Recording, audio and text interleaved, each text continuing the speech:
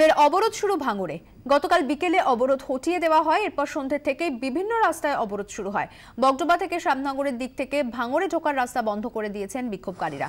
ভাঙড়ের ভিতরেও বেশ কয়েকটি রাস্তা অবরোধ করা হয়েছে, যদিও অবরোধ পাশ কাটিয়ে এই যাতায়াত করছেন বাসিন্দারা। জনজীবন স্বাভাবিক রাখার চেষ্টা করা হচ্ছে।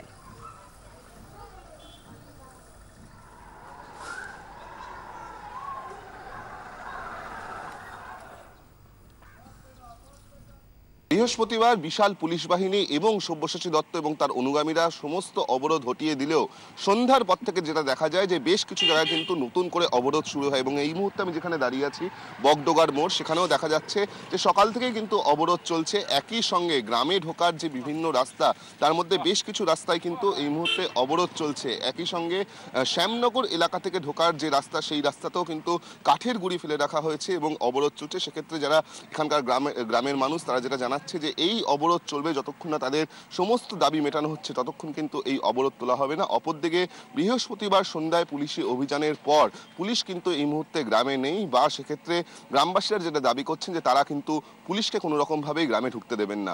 24 ঘন্টার জন্য ক্যামেরায় দীপঙ্কর দাশগুপ্তর সঙ্গে বিক্রম দাস, দক্ষিণ 24 পরগনা। এই মুহূর্তে আমাদের সঙ্গে টেলিফোনে রয়েছেন আমাদের প্রতিনিধি বিক্রম দাস। বিক্রম, নতুন করে অবরোধ শুরু হয়েছে, কিছুক্ষণ আগেও যেরকম তুমি জানাচ্ছিলে, কি পরিস্থিতি? দেখো, মোট 18টি পয়েন্টে এই মুহূর্তে অবরোধ চলছে।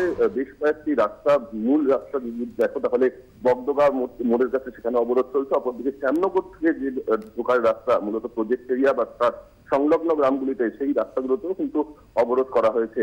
একই সঙ্গে বিভিন্ন গ্রামের ভিতর দিয়ে বেশ কিছু যে রাস্তা রয়েছে, সেখানেও কিন্তু বেশ কিছু রাস্তা অবরোধ করা হয়েছে। এবং গ্রামবাসীরা যেটা দাবি করছে যে গতকাল বহিরাগতরা ঢুকেছিল, মস্তান বাহিনী ঢুকেছিল, এবং সেক্ষেত্রে পুলিশের সামনে কিন্তু এই গোটা ঘটনা ঘটেছে। সেক্ষেত্রে পুলিশ তাদেরকে সাপোর্ট করছে এবং এই কারণেই আজকে যাতে কোনো রকম ভাবে মস্তান বাহিনী বা বহিরাগত বা পুলিশ বাহিনী না ঢুকতে পারে, সেই জন্যই কিন্তু তারা এই অবরোধ করছে। এবং একই সঙ্গে একটি কমিটি গঠন হয়েছে এখানে, সেই কমিটির তরফে আজকের বৈঠক করা হবে এবং তাদের পরবর্তী ক্ষেত্রে কি আন্দোলনের গতি হবে সেই বিষয়টা নিয়েও কিন্তু এই মুহূর্তে আলোচনা চলছে। এবং আর কিছুক্ষণ বাদেই এটা বোঝা যাবে যে কি পরিস্থিতি হয়, কারণ আমরা যেটা জানতে পারছি যে আবার কিন্তু আজকে বেলা 11টার পর থেকে পুলিশ বাহিনীর একটি বিশেষ দল তারা ঢোকার চেষ্টা করবে গ্রামে। সেক্ষেত্রে গ্রামবাসীরা কি আদৌ প্রতিরোধ করে নাকি সেক্ষেত্রে কি হয়, সেই বিষয়টা কিন্তু এই মুহূর্তে দেখা।